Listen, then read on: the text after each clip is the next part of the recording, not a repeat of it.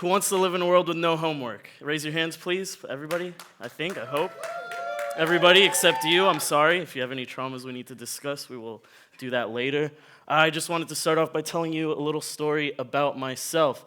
This is me in 3rd grade. You can see I was a little bit jaded already. And the reason, not just my mom flashing cameras every morning at me, but I came into this new school in 2nd grade, right? And it was an innovative charter school, and the whole purpose of it was to test out new methods of teaching children, seeing those results, and reporting back. And I had a great teacher in 2nd grade that, just like my school, she was brand new at teaching. She brought all these new methods to us, and one time, we'd be sitting in class doing a worksheet, and she'd say, "Everybody stop, put down your pencils." And we'd look up like, what is this lady about to make us do? She'd say, "Get up and do 10 jumping jacks." So we'd get up and do the jumping jacks, and we'd be happy. Our brains would be flowing. We're much more focused.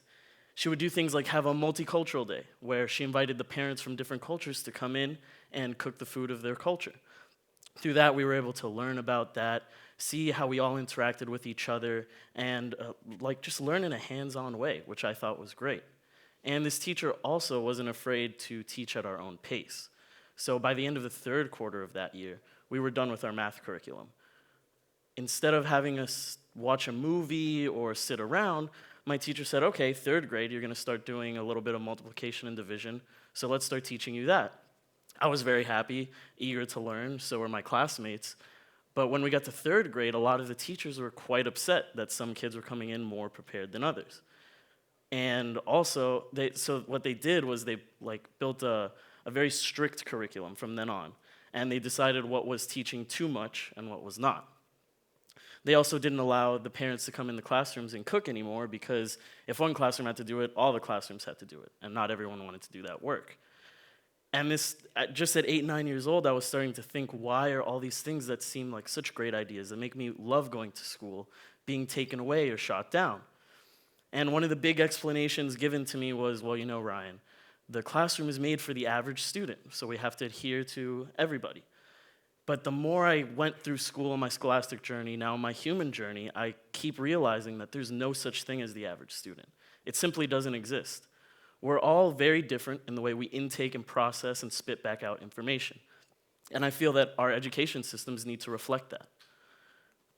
I started doing a bit of digging, and I realized the classroom models we use today actually were brought here by this guy, Horace Mann, in 1843. Now, Horace Mann was studying Germany's education, and they had instituted the Prussian model of education. And what that was at the time there was a big schism in the church, and they wanted to limit the power of sectional religion. So what they did was create this new model that promoted communal thinking, and everybody working towards one goal. So the point was to get rid of individualism, which was great at the time. That's what they needed to solve their problems. But in my opinion, I think that we need to be addressing the needs of our current societies with our educational systems.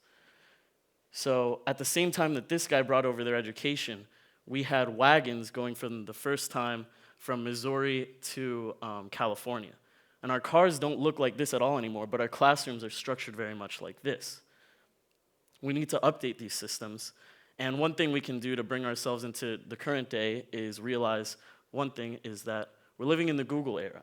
And what that means is that, obviously, any question that arises to our heads, we can find the answer at our fingertips by pulling out our phones and looking it up on Google. I remember, I don't know about your guys' experience, but when I was in 11th grade, I had U.S. history, and we spent 2 full weeks on the Civil War.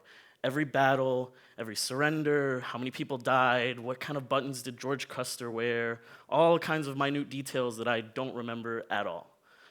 But I looked into what other countries are doing. And actually, in countries that test higher than us in education, like Germany, Singapore, and Finland, their textbooks are half the size of ours, if not smaller.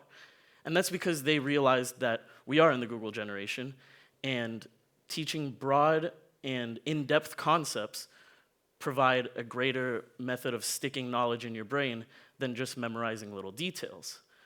So instead of all the little battles of the Civil War and who won and who surrendered and how many people died, we talk about what caused the Civil War. What was this divide in our country? what happened while this was going on, and what were the effects of that? What do we still feel today, and how do we address that? Another thing we can do to update is base everything in reality. We're living in reality, right? There's this amazing school called in Farmington, Michigan, Farmington High. And the way that their engineering classes work is that they're in groups of 4. Every teacher acts like a project manager, and they have people from the Ford Motor Company using their resources in Detroit to come in and overlook all of the processes and make sure that they're happening just as they would at Ford. And what happens in this class is by the end of the year, these kids have a project done that they can be proud of. They've worked hands-on, and they've learned physics, calculus, chemistry, and collaboration all within one classroom, all within one experience. And they have tools that they can implement into their real life when they move on. I was privileged enough to go to a high school in which we had a pre-engineering, pre-med, and pre-law program. So I saw one of my best friends make a wheelchair for one of the first wheelchairs for adults with cerebral palsy. And that was an amazing experience where he was able to spend his entire senior year in engineering crafting that wheelchair, and at the end he got to present it to the man and his family, and they were very grateful. I myself took some pre-law courses and realized I'm kind of good at law, but I don't want to go to law school. And all of these things that we do, we can incorporate into our public and all our schools to create a more reality-based education. So that's now. How do we move into the future? I have a couple of ideas, and one is grouping kids based on how they learn best into 3 types of learning: auditory, tactile, kinesthetic, and visual. And what this would be being tested between the ages of 6 and 7, and you come up with results into the best way that you intake information between these 3. One of the most important fundamental aspects of this is when you're put into a track that's tailored to the way that you learn best, you always have the flexibility because we all grow and change and need to experience different things. And another important factor is that just because someone may be a great visual learner doesn't mean that the visual track is only visual learning. It means that we know you're great at visual learning, so we're going to emphasize on that. And we know you need to grow in auditory learning. We know you need to grow in tactile learning. So we grow you in those areas because when you do go out into the real world, those things aren't tailored for you like that. So I want to start with some examples of auditory learning. So I've got a keyboard here, and in writing music and music theory, I'm going to combine a little bit of math and music theory. When you're writing, a big thing to know is the intervals between notes. What that means is the space in between them. So if I had C and E, that would be a major third. There's 3 notes in between there, C, D, and E, and it sounds like this. Now, a minor third would be 1 note down here, and it sounds, you can just get an idea for what a minor is, so it's a little bit different. But let's go back to the major third.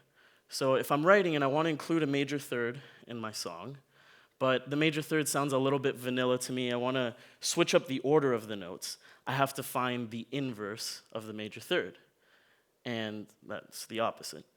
So the magic number to remember is 9 always, with intervals and inverses.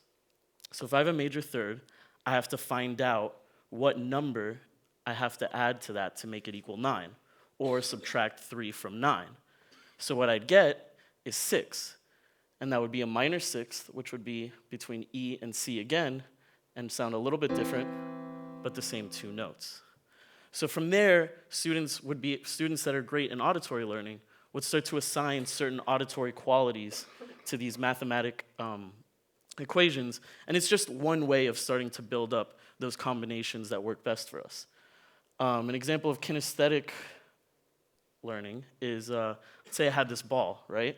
And if I told someone, can you please bounce that 2 times? The kid would bounce, 2 times. And if I told him, all right, how many times am I bouncing it now? He would say, 3. Thank you. So if I said, what's 2 plus 3, bounce it first, and then tell me, he'd do, and say, We can all do 2 plus 3. I'm glad. But so that would be starting to fuse touch and the amount of times the ball is leaving and coming back into your hands, and you start learning these and start assigning these to mathematical equations. So we do these combinations. An example of visual learning is this right here. We're doing it. We're doing it. I think an important thing moving forward in our education that will address our societal needs is meditation and mindfulness, founded in Buddhism. And there was this famous exchange with Buddha where they asked him, "What have you gained from meditation?" He said, "Nothing. But let me tell you what I lost: anxiety, depression, insecurity, and fear of old age and death." It's no secret that we're living in an anxiety generation right now. 80% of children with diagnosable anxiety and 60% of children with diagnosable depression are simply not being treated at all. Instituting mindfulness at a young age as a supplement or an addition to a nap time can instill these amazing qualities in children. And when you're mindful, you're able to move forward with your life, being able to look at yourself in the third person. And that creates a huge sense of empathy. It helps with focus in the classroom and helps with collaboration.